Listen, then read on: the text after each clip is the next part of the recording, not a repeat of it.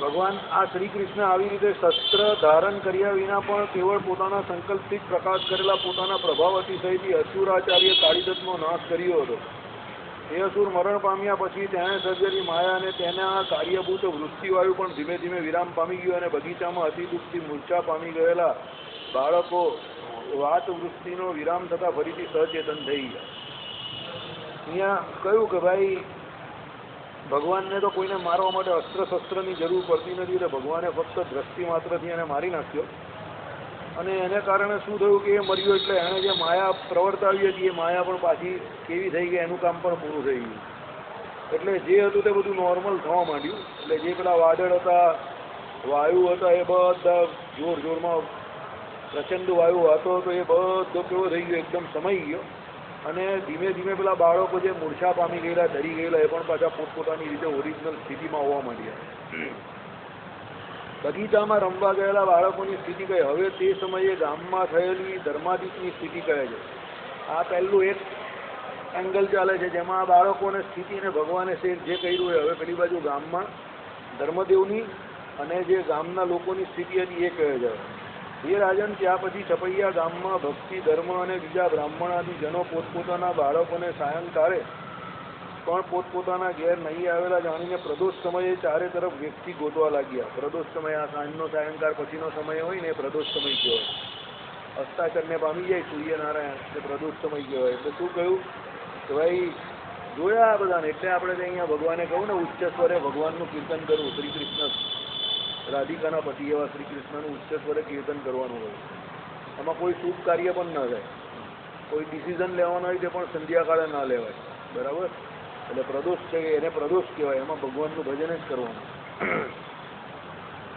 એટલે બધા ગોતવા લાગ્યા કે ભાઈ હજુ આવ્યાની છોકરાઓ, સાંજ પડી ગઈ તો પણ. તે સમયમાં પૂર્વોક્ત વાયુ મોડું નહીં જોવાનું, સાંભળવાનું છે.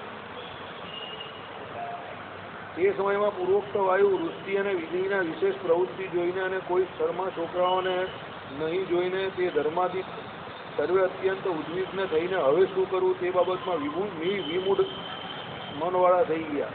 ચોકલાઈ ગયા બધા. મગજ ચાલતું બંધ થઈ ગયું. કારણ કે છોકરાઓ આવ્યા નથી, સાયંકાળ થઈ ગયો. શોધવા હતા. ત્યારે તો કંઈ વીજળીની વ્યવસ્થા હતી નહીં. બરાબર? એટલે મસાલો લઈ લઈને લોકો ગોતવા નીકળતા હતા. તે સમયે ધર્મદેવાદી પુરુષોના નેત્ર, બાહુ વગેરે ડાબા અંગ ફરકવા લાગ્યા. ડાબુ અંગ ફરકવું. બરાબર? એટલે કંઈ ને કંઈ અનિષ્ટ થયું. બરાબર? ભગવાન હતા એટલે અનિષ્ટ નિવારણ પાછું કરી નાખ્યું. અને ભક્તિ આદિ સ્ત્રીઓના નેત્ર, બાહુ વગેરે જમણા અંગ ફરકવા લાગ્યા. સ્ત્રીઓનું જમણું અને પુરુષનું ડાબુ અંગ ફરકે એટલે શું થાય? કોઈ પણ જગ્યા પર કઈ અનિષ્ટ થઈ રહેલું છે. અનિષ્ટ થતું હોય એટલે શું કરવાનું? ભગવાનના નામનું સ્મરણ કરવું. એવું તમને લાગે ડાબુ અંગ ફરકે છે પુરુષનું, એને શું કરવું? ભગવાનના નામનું સ્મરણ કરવું. એટલે એમ કે ભગવાનની પછી જે ઈચ્છા હોય એ થશે. કારણ કે ભગવાનનું નામ મંગળકારી છે.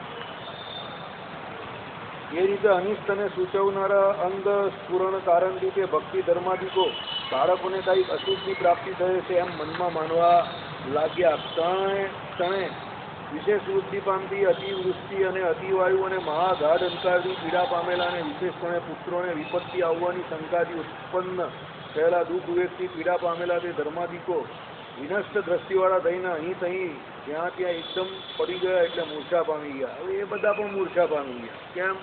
તો ભાઈ ડાબા અંગ ફરકા, અનિષ્ટનું એ થયું એટલે એમ કે છોકરાઓ દેખાતા નથી, આ વરસાદ વધી ગયો છે, આ લોકોને શોધવા કા ટેન્શનમાં આવી ગયા એટલે મૂર્છા પામી ગયા. રાત્રિનો પહેલો પહોર વીતી જતા અને વાયુવૃષ્ટિનો વેગ વિરામ થતા ભગવાનના સંકલ્પથી તે ધર્માદિક સર્વે મૂર્છાએ રહિત થઈ ગયા. ભગવાને સંકલ્પ કર્યો એટલે ભગવાનનો સંકલ્પ જ સમગ્ર અમંગળને શું છે? ટાળનારો છે, એનો નાશ કરનારો છે.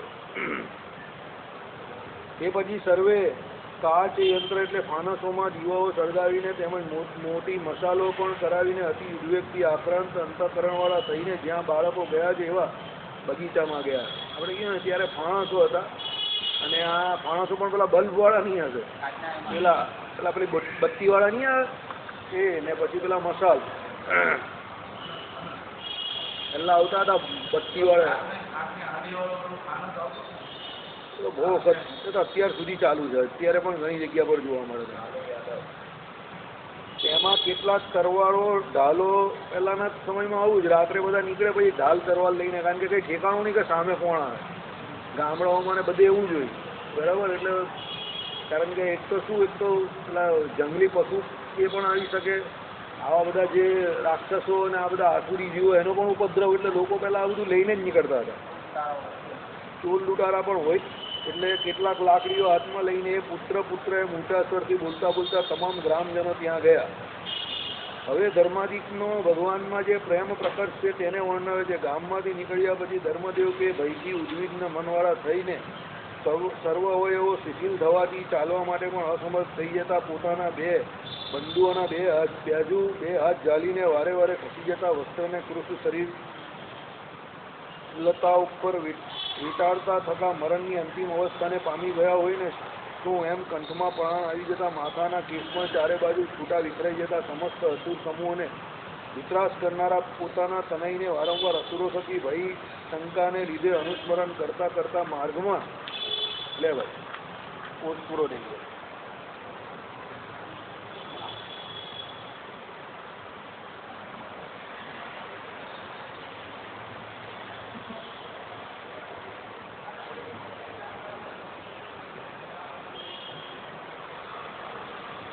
પૂરો થઈ ગયો. પરીક્ષા આપી છે. પરીક્ષાથી ડરો છો કે મારાથી ડરો છો? મારાથી ડરો, મારાથી ડરો જ દે. પરીક્ષાથી નથી ડરતા. મારો ડર બહુ લાગે બધાને.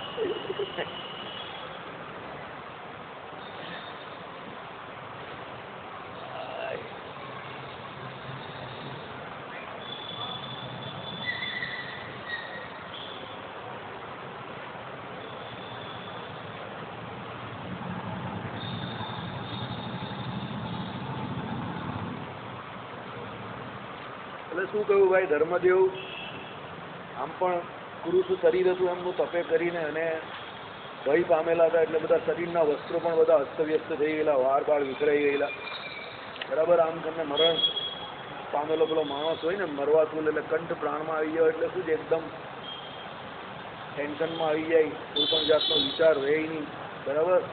પરિસ્થિતિ કેવી, એકદમ અસ્તવ્યસ્ત પરિસ્થિતિ, એમ માનસિક શારીરિક બધી સ્થિતિ બગડી ગયેલી એમની. અને એવી રીતે ધીરે ધીરે ચાલવા લાગ્યા. ચંદ્ર ઉદય થતા મીચાઈ જતા સૂર્ય વિકાસી એટલે કમરની માફક જેમ મુખ મુદ્રા મ્લાન થઈ ગઈ છે એમ એવા ભક્તિ માતા ભયને લીધે સર્વ અવયવો શિથિલ થઈ જવાથી બે પડખામાં બે યુવતીઓએ બે બાહુમાંથી પકડી રાખતા જ ઊભા રહીને પોતાના પુત્ર કૃષ્ણમાં જ પ્રાણ અર્પણ કરેલા હોવાથી અથવા કૃષ્ણએ જે પ્રાણ જેમને છે એવા હોવાથી કોઈ બહાર પ્રદેશમાં પરવારી ગયેલા પોતાના પ્રાણને જેમ એમ શ્રી હરિને હે કૃષ્ણ હે મારા બાળ વારંવાર બોલાવતા બોલાવતા માર્ગમાં ધીરે ધીરે ચાલવા લાગ્યા. એટલે નેચરલ વાત છે, એકદમ કુદરતી વાત છે કે જેવી ધર્મદેવની પરિસ્થિતિ છે એવી ભક્તિ માતાની પરિસ્થિતિ છે, બરાબર. પ્રાણ માન અંદર શરીરની અંદર ટકેલા, શરીર ચાલવા માટે અશક્ત હતું. એટલે શું હતું કે ભાઈ બીજી બે બહેનો હતી એના ટેકેથી ચાલતા ચાલતા ગયા અને ભાઈ શરીરમાંથી જેમ પ્રાણ નીકળી જાય, જીવ નીકળી જાય અને શરીર પછી આગળ ચાલી ન શકે અને પછી એને શું જીવની જરૂર હોય તેમ જીવ કોણ હતો અહીંયા? પરમાત્મા પોતે હતા, આત્મા રૂપે, બરાબર. કેમ? પરમાત્મા જ પોતે ધારક નિયંતાને શીશી છે ને, આ જીવને પણ પરમાત્મા જ ધારે છે, બરાબર. એટલે ભગવાનને એમ કહે કે હે કૃષ્ણ એમ કરીને બૂમ પાડતા પાડતા ભક્તિ માતા ધીમે ધીમે ચાલતા ચાલતા આગળ વધ્યા. ધર્મના જ્યેષ્ઠ પુત્ર રામ પ્રતાપજી પોતાના સહોધર્મ સ્નેહ અતિશયને લીધે તેમને અનિષ્ટ થવાની આશંકાથી ઉત્પન્ન થયેલા મહાદુઃખથી અતિશોક કરવા પૂર્વક અત્યંત રુદન કરતા થતા માટે જ વિવશ અંતઃકરણવાળા થતા થરથર કંપતા સર્વગાત્રવાળા થઈને તે સમયમાં માર્ગમાં સમાન વયના પ્રિય સખાઓ સાથે મંદ હિંડવા લાગ્યા. બધા આખા કુટુંબની એક સરખી પરિસ્થિતિ છે, કારણ કે બધાને જ ભગવાન પ્રત્યે સ્નેહ હતો, બરાબર. એટલે એમ કે રામ પ્રતાપભાઈ પણ એમ કે કેવા થઈ ગયા, એમને પણ એવો શંકા ગઈ કે આ અસુરો એમ કે કંઈક અનિષ્ટ ન કરતા હોય, બરાબર. એને કરતાં એ પણ રડતા હતા. વિવાસ અંતઃકરણવાળા એટલે અંતઃકરણમાં કંઈ છૂટતું ન હતું, થરથર કાંપતા હતા, સર્વગાત્રવાળા એટલે અવયવ બધા એના શરીરના શું હતા? કાંપતા હતા. અને ધીમે ધીમે કરીને એના મિત્રો જોડે આગળ હિંડવા માંડ્યા, એટલે ચાલવા માંડ્યા. ધર્મદેવની શ્રદ્ધાદિક પત્નીઓ જે અદ્રશ્ય દેહે ધર્મની સદા સમીપે રહેલી હતી તે પણ પતિની પાછળ ગતિ કરતા પોતે દિવ્ય વપુવારી હોવાથી ઉતાવળી ચાલીને સર્વની આગળ જ વ્યક્તિ નીકળી જઈને તત્કાળ ઉદ્યાનને પામીને વાંકી ભાંગી પડેલા આમ્ર ધ્રુમ તળે પોતાના પુત્ર શ્રી હરિને નિહાળવા લાગી. ધર્મદેવની જે કેટલી પત્ની હતી? બીજી 12 પત્નીઓ હતી. તે બધી ધીમે ધીમે ધીમે ધર્મદેવને સાથે ને સાથે જ કાયમ માટે રહેતી હતી, પણ અદ્રશ્ય રૂપે રહેતી હતી. બરાબર? બદ્રિકાશ્રમમાં હતા ને, જેમ એમ કે મૂર્તિ નામની જેમ કે તમારી પત્ની એ અને તમારે અહીંયા આવવું પડશે. બાકીની 12 ધર્મદેવની કાયમ માટે સેવામાં રહી છે અદ્રશ્ય રીતે. એટલે એ ઉતાવળી ચાલતી શું પહેલાં પહોંચી ગઈ ત્યાં બધી 12 અને ત્યાં જઈને અમે શું કર્યું? ભગવાનને જોયા.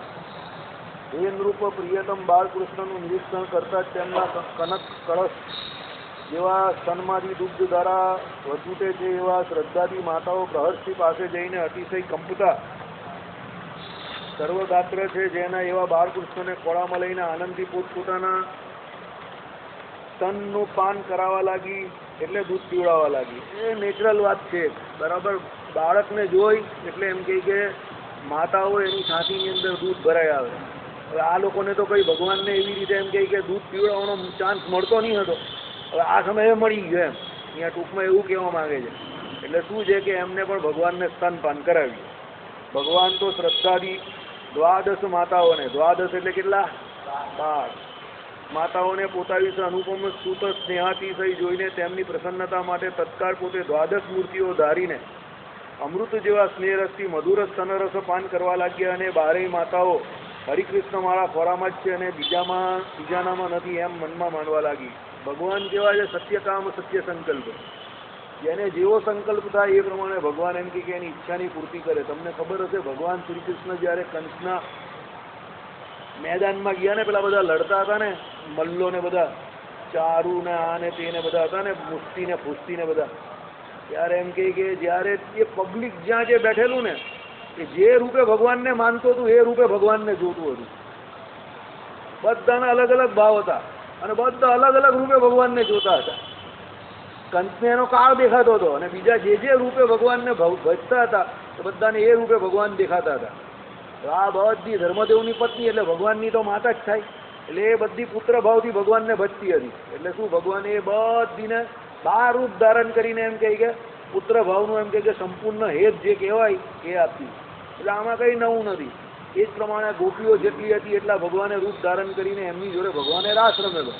એટલે ભગવાન શું છે? સ્નેહ જોઈને ઘણા ભક્તો હોય તો એ ઘણા ભક્તોને પણ એકની સાથે એક સરખો આનંદ આપે છે. પંચાળામાં મહારાજે જ્યારે રાસલીલા કરેલી શ્રીજી મહારાજે, ત્યારે પણ બધાને એવું જ લાગતું હતું કે ભગવાન અમારી જોડે જ છે. બરાબર? એટલે કહેવાનું તાત્પર્ય શું છે? પરમાત્મા કેવા છે? સત્યકામ સત્ય સંકલ્પ. તમે જેવું ઈચ્છો, જેવી ભક્તિ કરો, 9 પ્રકારની ભક્તિમાંથી એ ભક્તિ તમારી ફળે અને એ જ્યારે એની પરાકાષ્ઠાને પામે ત્યારે ભગવાન એ રૂપથી તમને દર્શન આપે. આપણી જેવી ભક્તિ અને ઉપાસના એ પ્રમાણે આપણી મુક્તિ. પ્રાપ્તિ અને પ્રાપ્તિમાં કોઈ ફરક હોતો નથી. એટલે આ ધામોના વર્ણનમાં થોડો જે ફરક થયો છે ને, સંપૂર્ણ ફરક નહીં, થોડો ફરક. કે ભાઈ અહીંયા લક્ષ્મીનારાયણની મૂર્તિ કહી તો અહીંયા એકલા ઘનશ્યામ મહારાજ ગયા, તો અહીંયા એમ કે રાધિકા સહિત શ્રી કૃષ્ણ કયા. થોડો ફરક શું? પેલાની ઉપાસના ભેદને કારણે. ધામ કંઈ બદલાઈ જતું નથી. એ તો અપ્રાકૃત જ રહેવાનું છે. અને એમાં કંઈ સુખનો પણ કદાપી કોઈ આમ તેમ લવલેસ માત્ર ઉપર નીચે પણ થતું નથી. સુખ પણ બધાને સરખું જ આવે છે. અને એમાં કંઈ એવું પણ નથી કે એ ધામ કોઈ ધામ એવું હોય કે ભાઈ માયાનો એમ કે જ્યારે પ્રલયકાળ આવે ત્યારે માયાના જે અહીંયાના લોક બધા જે 14 લોકના બ્રહ્માંડમાં અનંતકોટી બ્રહ્માંડ હોય છે પેલા આત્યંતિક પ્રલયમાં લય પામી જાય, તેમ એ ધામનો પણ લય થાય. આ બધા અમુક ખોટી વાત ફેલાવે કે આ ધામ તો લય પામી જાય છે, પેલું ધામ નહીં પામતું ને આનું આમ. એવું બધું કંઈ નથી. અહીંયા આ લોકમાં જે ધામ રહ્યા 14 લોકના બ્રહ્માંડમાં, એ તો એના સ્થાને કરીને બધા ભય પામેલા હોય કે ન હોય, અહીંયા રહેલા હોય એટલે પ્રલય પામે જ. સમજો, હું એનો ભય રાખે કે ના રાખે. મહારાજે નહીં કહ્યું વચનામૃતની અંદર કે ભાઈ પેલા શિવપંથીઓ એવું કહે છે કે કાશી અહીંયા છે, તે એમ કે મહાપ્રલયને વિશે એનો નાશ નહીં થતો, ને પેલા વૈષ્ણવ આચાર્યો એમ કહે છે કે અહીંયાનું વૃંદાવન નાશ નહીં પામતું. મહારાજ કે ભાઈ જ્યારે પ્રલય થાય ત્યારે કંઈ રહેતું નથી. આ લોકને વિશે કોઈ પણ ધામ હોય એ બધાનો, શ્વેતદ્વીપ તમે કહો કે પછી બદ્રિકાશ્રમ કહો, એનો પણ અહીંયા આ લોકને વિશે રહેવું હોય તો જ્યારે પ્રલય થાય ત્યારે એ ધામ નહીં રહેતા. પણ ભગવાને જે એમ કહે કે આખું આ અનંતકોટી બ્રહ્માંડનું જે ફિઝિક્સ છે, બરાબર, માયાની બહાર જેટલું છે એ બધું એમનું એમ જ રહી છે, એટલે તો એને નિત્ય વિભૂતિ કહી. પછી કોઈ કહે કે ભાઈ આ સત્સંગ તો પહેલી વાર સાંભળો, આવો સત્સંગ તો કોઈ દિવસ કથામાં સાંભળેલો નહીં, એ બધી વાત કરે. પણ હવે તમે જ્યારે સત્શાસ્ત્રનો અભ્યાસ નહીં કરો ને તમે એના માટે ટેવાયેલા જ નહીં હો. તમે રોજ પેલા ભૂસાને ભજીયા ખાવા જાઓ ને પછી કોઈ દિવસ તમને કોઈ મસ્ત દૂધ ને મઠો ને એવું બધું ખવડાવે, તમે કહો કે ખાલી મજા આવી ગઈ, ઠંડક થઈ ગઈ. અરે પણ તું રોજ ભૂસા ભજીયા ખાતો હોય એમાં તારો વાંક છે ને. ચોખ્ખી વાત કરેલી છે નિત્ય વિભૂતિ નિરૂપણ. હવે શબ્દ પોતે જ કહી છે કે નિત્ય વિભૂતિ એટલે કાયમ માટે રહે, એનો નાશ નહીં થાય. હવે એમાં કોઈ સંકલ્પ કે કોઈ શંકાને સ્થાન જ નથી, શબ્દ પોતે જ એનું ગુજરાતી કહી છે. હવે એ નિત્ય વિભૂતિ નિરૂપણમાં આ ધામનું વર્ણન આવે છે. ચાલો, તો હવે પેલો ઉચકીને જોઈ તો ખબર પડે ને, અને ના ખબર પડે તો કોઈ એવાને પૂછવા જાય, પણ આ તો કોઈએ પૂછવું નથી ને પાછા કોઈ કહે તો એને કહે કે આનું વંચાય નહીં ને પેલાનું નહીં વંચાય ને, આના કરેલા શાસ્ત્રોમાં મોરલી ઘુસાડી દીધી ને આના કરેલા શાસ્ત્રોમાં શ્રી કૃષ્ણને મુખ્યપણે કયા છે ને આમાં તો એમ કે સર્વોપરીની ઉપાસના ભંગ થઈ જાય ને, આવું ફાલતુ વાત કરે બધી. ગધેડાને તાવ આવે એવી તો પછી જિંદગીભર સુધારો નહીં થાય. હું એમ કહીને બેસી રહું કે હું ગરીબ છું ગરીબ છું ગરીબ છું તો હું પૈસાદાર થવાનો એ તો હું ગરીબ જ રહું. હું એના માટે કંઈ પ્રયત્ન કરું અને પરમાત્મા પછી મારી સામે જોઈ અને એ પરમાત્મા કૃપા કરે તો હું પૈસાદાર થયો. હું એમ જ કહું ના હું તો ગરીબ છું ગરીબ છું ગરીબ છું તો ગરીબ જ રહું. આપણા સંપ્રદાયના 80% લોકોના આ જ પ્રોબ્લેમ છે. અંદર થૂથીમાં જે ઘૂસેલું છે કાઢતા નથી. પેલા ગીગાની જેમ અંદર પેલી ગોળીઓ ભરીને જાય છે ને પછી કહે કે આવું તો સાંભળવું જ નથી. તો સાંભળવું નથી એમાં જે વસ્તુ અહીંયા તો 25 વર્ષથી ચાલે છે. 1994ની સાલમાં અતુલભાઈના ઘરે સત્સંગ થતો હતો અને આજે કઈ સાલ થયા 2017, 23 વર્ષથી આ સત્સંગ ચાલે છે અને ત્યારથી આજ બધા મૂળ શાસ્ત્રોની વાત ચાલે છે. ના આમાં તો અમને તો કંઈ નવું લાગતું જ નથી, કંઈ નવું જેવું કંઈ છે જ નહીં આમાં. અરે નવું અનંત કોટી કાઢતી નથી. સબરી જ્યારે ભગવાનનું ભજન કરતી હતી ત્યારે એને 9 પ્રકારની ભક્તિ ભગવાન શ્રી રામચંદ્રએ કહેલી. હવે સબરી કઈ અને રામચંદ્ર ભગવાન કયા યુગમાં હતા? ત્રેતા યુગમાં હતા. આ કળિયુગમાં 9 પ્રકારની ભક્તિમાં કંઈ ફેરફાર થઈ ગયો? કંઈ પડ્યો ફેરફાર? અરે ભાઈ આજે પણ 9 ભક્તિમાં એક ભક્તિ નવું આવે ને 10મી પ્રેમ લક્ષણા ભક્તિની વાત ત્યારે પણ કહેલી ને અત્યારે પણ એ જ વાત છે. કંઈ નવું નથી. પણ આ તો શું છે કે તમે નવાની વાત એ જે છે એને કરો નહીં ને પછી તમે નવું લાવો છો અને એને સાચું માનીને બેઠા છે એટલે પ્રોબ્લેમ છે. બાકી કંઈ નવું છે જ નહીં. અપ્રાકૃત લોક કોને કયો સમજો તો નિત્ય વિભૂતિ નિરૂપણ જે વાંચે એને ખબર પડે કે એ બધું અપ્રાકૃત છે. હવે જે અપ્રાકૃત છે એનો નાશ કાઢી થવાનો. ગધેડાને તાવ આવે એવી વાત છે. પાછા કોઈ કઈ શિક્ષાપત્રીમાં જે શ્રી કૃષ્ણ કહે તો અનાદિ શ્રી કૃષ્ણ. હવે એને પૂછવાનું અનાદિ તત્વ કેટલા પહેલા એ કહેતું. આ પાછા હું સ્ટાઇલ ભાઈ પાછા આ બધા પ્લસ સ્ટાઇલ ભાઈ અમુક છોકરા નહીં હોય આમ મસ્ત તૈયાર બૈયાર થઈને એવા નીકળે ને 2 સવાલ તમે કરો એને તો પ્રેસિડેન્ટની જગ્યા પર પીએમનું નામ બોલે ને પીએમની જગ્યા પર પ્રેસિડેન્ટનું નામ બોલે. હવે ફરતો બહુ સ્ટાઇલમાં હોય. આ બધા સ્ટાઇલ ભાઈ પાછા. એ તો અનાદિ શ્રી કૃષ્ણની વાત કરી. આ બધા સ્ટાઇલ ભાઈ. એને તરત સવાલ કરો અનાદિ તત્વ કેટલા એ તું મને કહી દે એટલે પછી ખજવાડે. અનાદિ તત્વ કેટલા એ નહીં ખબર. પછી કહેવાનું આપણે કે ભાઈ જીવ ઈશ્વર ને માયા 3 તત્વ અનાદિ થયા. હવે આ તું અનાદિ શ્રી કૃષ્ણને કેમાં મૂકે છે મને કે એ શ્રી કૃષ્ણ માયા છે એ શ્રી કૃષ્ણ જીવ છે તો બૈચા કોણ? તારો બાપ ભગવાન જ બૈચા ને. પેલો કઈ આ તારો બાપ નથી આ તારો બાપ નથી તો 3માંથી એક તો હોય ને કોઈ. તો ભાઈ તું બાપ વગર આવી ગયેલો અહીંયા વગર ઠેકાણે એડ્રેસ વગર જ આવી ગયો સીધો તપકો. એટલે આ બધા શું છે ગધેડાને તાવ આવે એવી વાત છે. સીધી રીતે તમે સીધા માર્ગે જાઓ તો કોઈ પ્રોબ્લેમ જ નથી. 3 તત્વો અનાદિ કયા? તો 3માંથી એક તત્વમાં તો તમારો અનાદિ શ્રી કૃષ્ણ આવે ને. એક તત્વમાં તો જીવ તો તમે કહી નહીં શકો. તમે એને જીવ કહો તો શિક્ષાપત્રીમાં મહારાજ પાને પાને જીવની વાત કરે.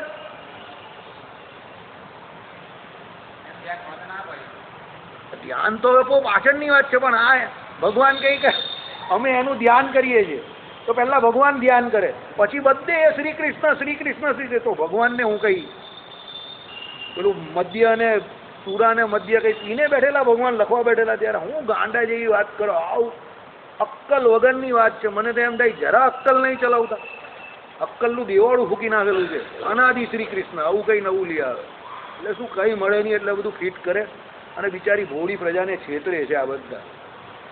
અનાદિ શ્રી કૃષ્ણ એટલે પરમાત્મા પોતે અક્ષરધામ સ્વરૂપ છે, એ જ અનાદિ છે. અનાદિ બીજું કઈ છે જ નહીં. અમારી પાસે પણ પહેલી વખત જયારે આ ગુગલી આવેલો ને અનાદિ શ્રી કૃષ્ણ વાળો, ત્યારે અમુક માણસ અમારી સભામાં પણ ટેન્શનમાં ગયેલા આનો જવાબ શું આપવો. અનાદિ શ્રી કૃષ્ણ મેં કોઈ આમાં શું જવાબ આવે? અનાદિ તો એક જ ભગવાન જ છે ને, એ પેલો શ્રી કૃષ્ણ એ કે આ શ્રી કૃષ્ણ દેવકી નંદન. અનાદિ છે કોણ બીજું? આ જીવ છે અનાદિ બીજું. એની તો ઉપાસના કરવાની ના પાડેલી છે. કર માયાની ઉપાસના, આખું કામ કરે છે તો તું પણ કર, પાછો આવશે અહીંયા. તો બહીચું કોણ હવે? પછી પેલો એ વાત સાચી એમ કે એવું તો વિચાર્યું જ નહીં મેં. એ તો જે ભાષામાં પેલો કે એ સવાલમાં જ જવાબ હોય, યાદ રાખજો. 90% સવાલની અંદર જ જવાબ હોય, એના સવાલમાં જ જવાબ છે કે અનાદિ શ્રી કૃષ્ણ. તો અનાદિ તત્વ કેટલે કે એટલે જવાબ મળી જાય. કોઈ ચોથું તત્વ તો અનાદિ છે નહીં. એટલે બધી ખોટી ખોટી અંબક વાત છે આ બધી, મૂકી દેવાની એને ખૂણામાં. ને આપણે ભગવાનની કૃપાથી શું કરવાનું? સત્શાસ્ત્રનો પ્રચાર પ્રસાર કરવાનો, એટલે બધું ઓટોમેટિક ઉડી જાય. બરાબર?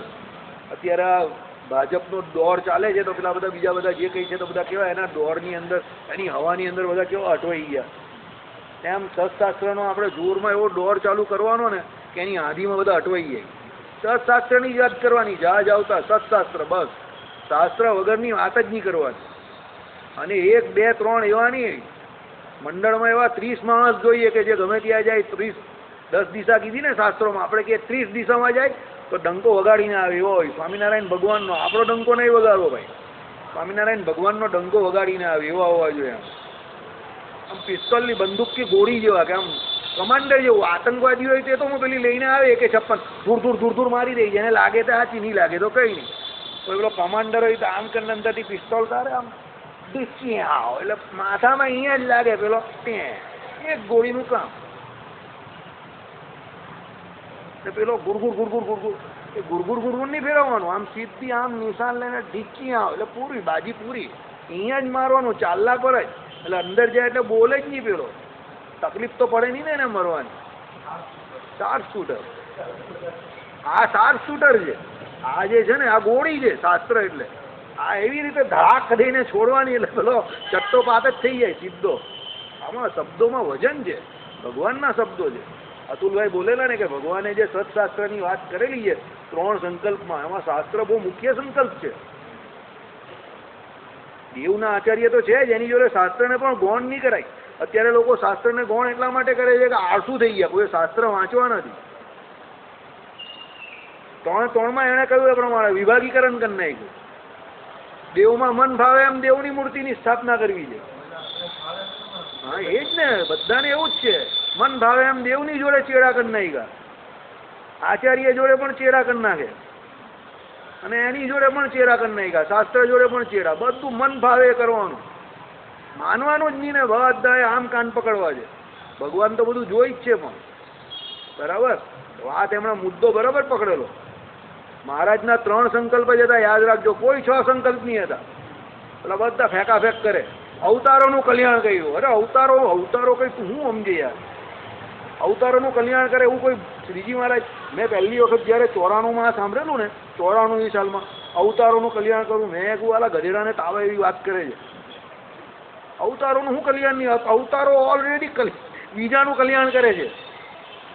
અવતારોનું કલ્યાણ કરવાની શું જરૂર પડે?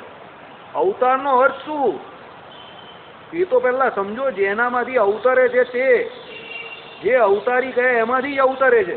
હવે એ અવતારોનું તમે કલ્યાણ કરવાનું કહો તો તમે જેને અવતારી માનો છો એમાં જ ખામી છે ને. છોકરો નાનો હોય ને તોફાન કરતો હોય તો છોકરાને તો કોઈ બોલે, એના મા બાપને જઈને કે તારો છોકરો બહુ ધમાલ કરે છે. આ તો તત્વ પણ એક છે. પેલામાં તો છોકરો ને બાપ અલગ છે, તો પણ બાપને માને ખખડાવે છે. આ તો તત્વ એક જ છે, અવતાર અને અવતારી. પછી અવતારીમાંથી અવતાર થાય ને અવતારમાં સામર્થ્ય ઓછું. એમ કે ભાઈ એ અવતારી તો અમારા સ્વામિનારાયણ ભગવાન જ. તો ભાઈ એના અવતાર કેમ નાના આવે? તો ખામી કોનામાં થાય? અવતારીમાં જ કરી તે તારી ખામી અક્કલ કે એમાંથી એવો નાનો અવતાર કર્યો. બુદ્ધિના બોકડા, અવતારની વ્યાખ્યા તો સમજ. અક્ષરધામનું પરરૂપ સંકલ્પ કરે અને દેવ હોય, મનુષ્ય હોય, પશુ પક્ષી ગંધર્વ કોઈ જ્યાં જેવી જરૂર હોય એના જેવું સેમ ટુ સેમ રૂપ ધારણ કરીને અહીંયા આવે એ અવતાર. અને કાર્ય પૂરું થાય ત્યારે મહારાજે કહ્યું એ પ્રમાણે મધ્યનું કહ્યું વચનામૃત, 13મું વચનામૃત, કાંટે કરીને કાંટો કાઢી લે, પછી જે કાઢવાનો કાંટો એનો પણ ત્યાગ કરી નાખે. ભાઈ ભગવાન એ શરીરનો ત્યાગ કરી દે, લખેલું છે ને. નૃષિને, હા સર્વેશ્વર, એ નૃષિને મારે કોણ? પાછા ભગવાન નૃષિ બનેલા.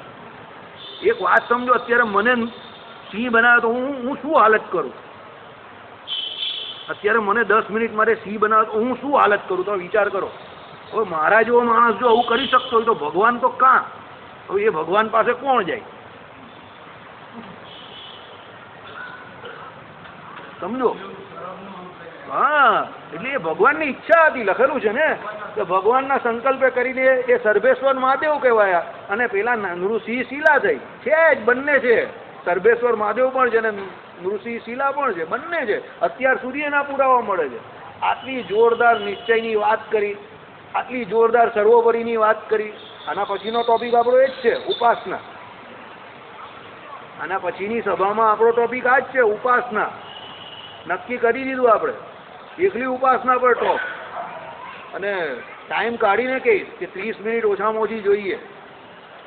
ફટાકા ફટાકાવાળી બેટિંગ, 20-20 વાળી, ધન ધનાધન ધન.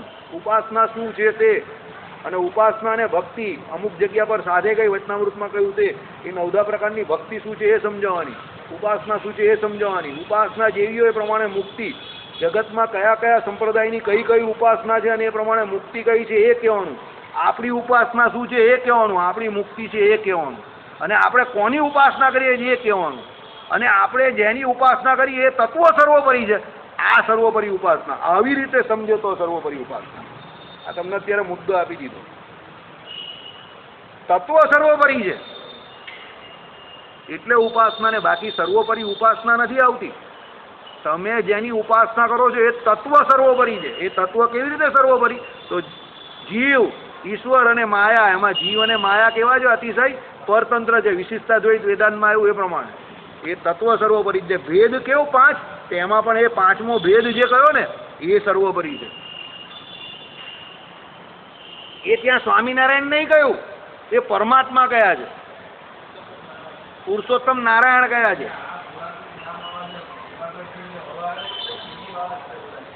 જો એમાં હું એક વસ્તુ હજુ પણ માનું, પર્સનલી આઈ બિલીવ દેટ, તમને કોઈ ફેંટ મારે ને ત્યારે તમે ફેંટ ખાઈ લો ને એમાં તમારો પણ વાંક.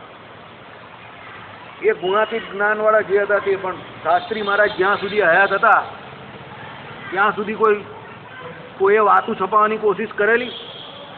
આ તો શું થયું કે જંગલ से शेर गायब हो गया तो गधे और मैम मैम करने वाली कुत्ते और बकरियां भी अपने आप को शेर समझने लगी. એવું થઈ ગયું.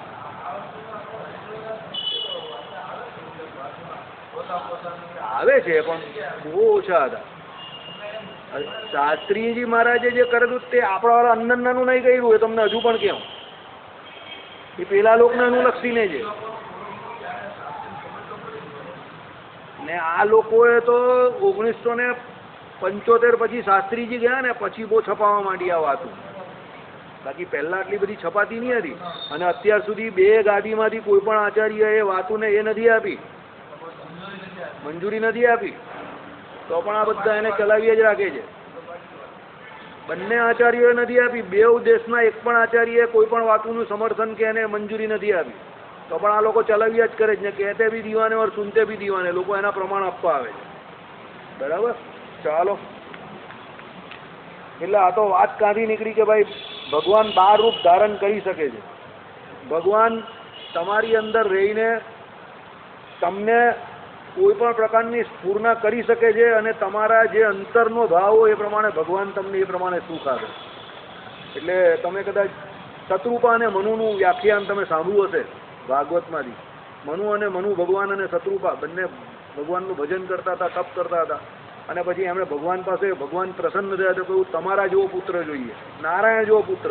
ભગવાન કહે મારા જેવો કોઈ પુત્ર તો હોવાનો નથી આ દુનિયામાં, હું જ પુત્ર બનને આવીશ તમારે ત્યાં. અને એ મનુ અને શત્રુપો જ હતા, દેવકી અને વસુદેવ રૂપે, કે પછી આ દશરથજી અને કૌશલ્યાજી રૂપે. બરાબર. એટલે મનુ અને